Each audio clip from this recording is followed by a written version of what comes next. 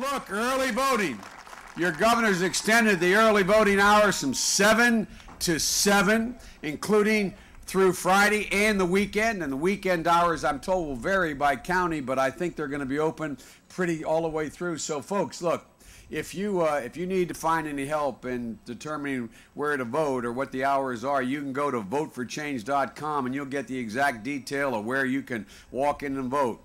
And if you want even to get more involved in voting, you can go up on stage here after I finish, literally, after well, you can come before if you want, but after I finish, because look, all kidding aside, we're asking all of you who are willing to be part of a training effort in the last 6 days to help us get out the vote and not just vote. So we're going to have some of our key volunteers here and the folks who put our organization together.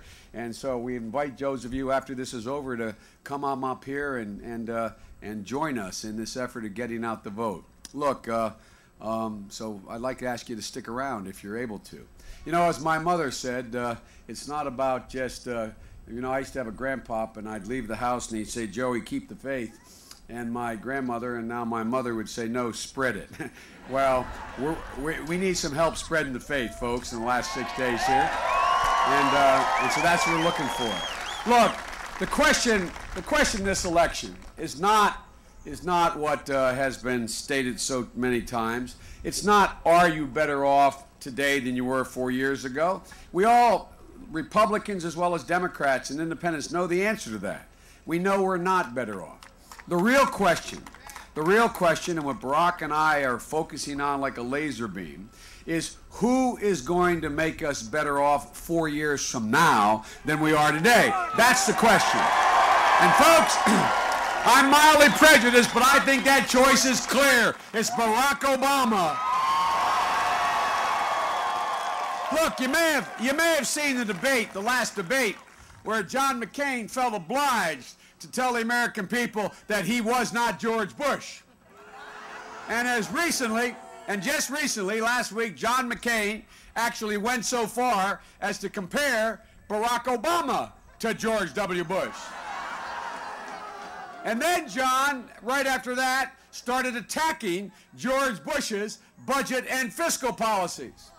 Now look, folks, I know Halloween is coming, but John McCain, dressed as an agent of change, is a costume that just won't sell to the American people. Especially when you realize that John McCain's the one, for the better part of the last year, has been saying, under the Bush economic policies, we've made great economic progress. That's what he said. Well, folks, as recently as last Sunday on Meet the Press, John McCain was asked about his views and Bush's views. And he said, quote, President Bush and I share a common philosophy. Well, folks, I got a 10-year-old granddaughter. I actually got 4 beautiful granddaughters and 1 grandson, but my 10-year-old, her name is Finnegan Biden. And old Finnegan, she would say, in response to that idea that I share a common philosophy with George Bush, as stated by John McCain, she'd say, hello? Like, tell me something I don't know, John. Of course you share a common philosophy. Folks, that's the bottom line here. I mean, it really is true. Look, I know we're not running against President Bush, but we are running against the very economic policies that John McCain is pledging to continue. Bush economic policies. Policies that call for more tax cuts for companies that send jobs overseas. Policies that call for providing no relief for 100 million middle-class families. Policies that call for taxing your health care benefits if you get them through your employer, taxing them as if they are income. I'm not making this stuff up, folks. I'm not making this stuff up. Part of the McCain health care plan would actually require to make substantial cuts in Medicare. Well, ladies and gentlemen, people are hanging on, just barely hanging on lots of places. The policy of this administration of George Bush that is extended and added to by John McCain, calling for $4 billion per year in new tax cuts for the Exxon Mobils of the world. As if they need it. As if they need it. Folks, I love it when I watch on television on the bus or when I get back to the hotel late at night. I turn on and there's John and Sarah Palin, and they're up there saying, no, they're good folk, they're good folk. But here's the part I love. Hey, Maverick, I'm a Maverick, you're a Maverick, we're the Maverick team, right? You know, Brett and Bart Maverick, I mean, they're the Mavericks, right? Well, you know what? To paraphrase a friend of Bill Nelson and mine, our colleague from Pennsylvania, a brilliant young senator named Bob Casey. Bobby Casey, to paraphrase him, he said, you know, you can't call yourself a maverick if all you've been the last 8 years is a sidekick. Well, folks, it's George W. Bush and the sidekicks. That's what we're talking about. We're not mavericks. Folks, if you give Barack Obama and me the honor of serving as your next president and vice president, let me tell you what we're going to do. Straightforward, straight up. It's really, quite frankly, all kidding aside, a simple but yet profound idea. And that is, we're going to do two things every waking hour, and I mean this sincerely. The first objective we have is to restore the middle class in America. They have been battered. They have been battered. And the second objective, and equally important to our children and our grandchildren, is we must reclaim America's respect in the world. And ladies and gentlemen, the first and most profound step in reclaiming our respect in the world is to end this war in Iraq. And folks, we will end this war. We will end it responsibly by laying out a timeline to draw down American forces and transfer responsibility to the over 400,000 Iraqi security forces we have trained over the last 6 years. Ladies and gentlemen, that's exactly what is happening right now. Even President Bush, finally after 6 years, is negotiating, Madam Mayor, with Prime Minister Maliki, the leader of the Iraqis, to do what? Set a timeline to get all American troops out of the cities by the middle of next year and get them all home by 2011. Ladies and gentlemen, the only person who continues to call this rational plan that Barack laid out over a year and a half ago surrender is John McCain and Sarah Palin. The Bush administration has embraced this. Ladies and gentlemen, it's long past time. You know, I've worked, in terms of our foreign policy, I've worked with literally every prime minister. I got elected when I was 29 years old in the Senate, and I've worked with every prime minister of Israel from Golda Meir right through to the present prime minister. Ladies and gentlemen, I want to tell you something. That's why Barack and I know. We know what the Israelis know and all our friends know. That is, the greater the respect for America, the stronger America is in the world, the more secure Israel and the rest of our friends are in the world. So, folks, this is a direct connection. It's about establishing, once again, America's respect in the world and people being willing around the world to follow us. And when it comes to restoring the middle class, folks, it's really quite simple. And, again, as profound as it's simple, we have to recognize what everyone has always recognized until recently in this administration. When the middle class does well, the wealthy do very well, and the poor do better. When the middle class does poorly, even the wealthy get hurt. You see it happening now. 70% of our economy is driven by a consumer economy, with the middle class out there having the money to spend to provide for their needs. And ladies and gentlemen, to rebuild the middle class, it's clear what we need to do. The first thing we have to do is cut taxes for working people. Cut taxes for small businesses. End our dependence on foreign oil. Invest in rebuilding America's roads and bridges and water systems, creating 120,000 new jobs right here in Florida alone. Make health care available and affordable to all Americans. And important as everything else, this is equally as important. and that is make a commitment to our young people. If you serve our country, not just in the military like my son and Sarah Palin's and John's, if you serve our country in underserved communities, hospitals, schools, senior centers, we will get you to college. Serve your country, we will serve you. But folks, ultimately, it's about jobs. But in a sense, it's even more than about a paycheck. It's about dignity. It's about respect. It's about what so many of our fellow Americans are going through right now. You know, when you lose a job or you lose a house through foreclosure, it's an economic loss. But it is emotionally devastating. Emotionally devastating.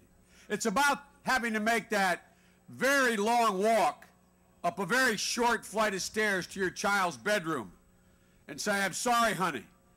I'm so sorry, but you're not going to be able to go to this school next month. I'm so sorry.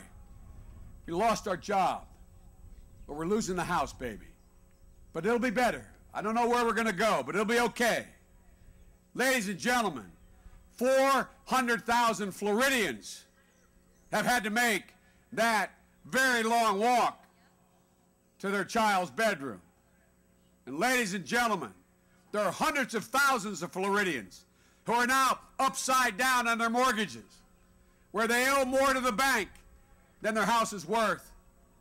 If we can help Wall Street, we can help the Military Trail and all those streets right here in this community stay in their homes. That's why.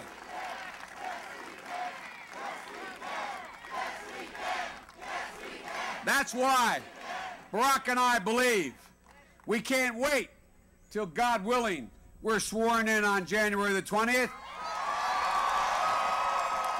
We have to go back with our fellow members of Congress and my colleague Bill Nelson. We got to go back in November when we go back in, and we got to impose a 3-month moratorium on home foreclosures right now. That's why we believe that we should reform the bankruptcy laws, give bankruptcy judges the authority to reduce the amount of principal owed, give them the authority to reset the terms of a mortgage so people can stay in their homes, give people a fighting chance. A lot of people, folks, a lot of people are in trouble. It's about dignity and respect, and it also means ensuring retirement for those of you who have put everything of your lifetime into working hard and playing by the rules. And now look at your 401ks, now look at where your investments are, and people find themselves in trouble. Can you imagine? Can you imagine if, in fact, Social Security had been in the stock market? Can you imagine now, the last couple months, if Bush and McCain had succeeded in privatizing Social Security? Well, folks, here's what Barack and I believe. We believe there should be no privatization of Social Security, no raising of the retirement age, and we believe there should be no income taxes for seniors who have an income of less than $50,000 a year. Zero income tax. In fact, we believe and will propose that they shouldn't even have to file a tax return, literally. Folks, it's about dignity. It's about respect. It's about rewarding people who've played by the rules, done everything they're supposed to do. But folks, look, at the end of the day, if we want to strengthen the middle class, if we want to regain the respect of the world, we have to do one more thing.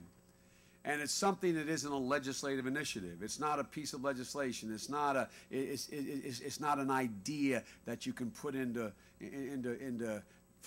firm shape. What it is we have to unite this country. Barack Obama and I, when we were running separately for the nomination and since we've been running together, have been two of the people you've heard constantly say, we cannot sustain ourselves as red and blue. We cannot stay and remain a divided country, ladies and gentlemen.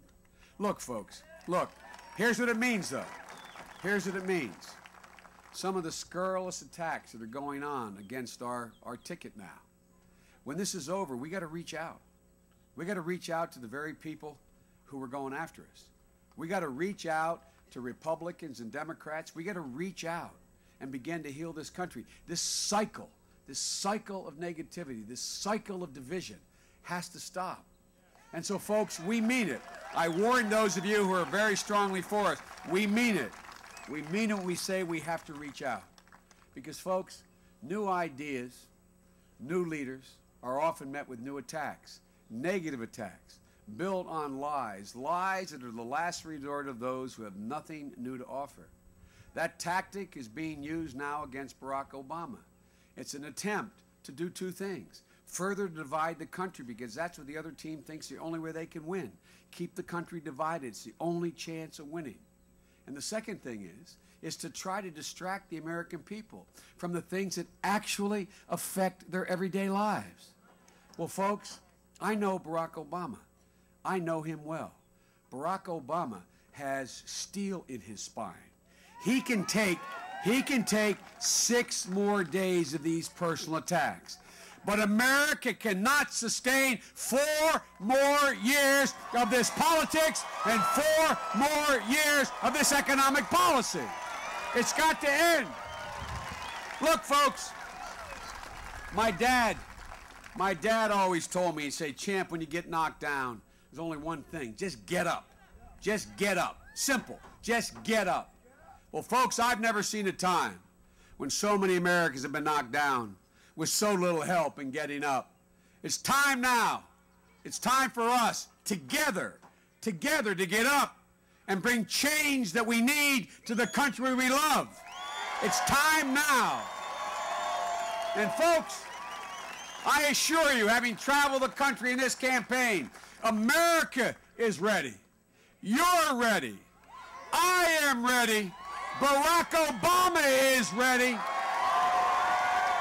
It's our time.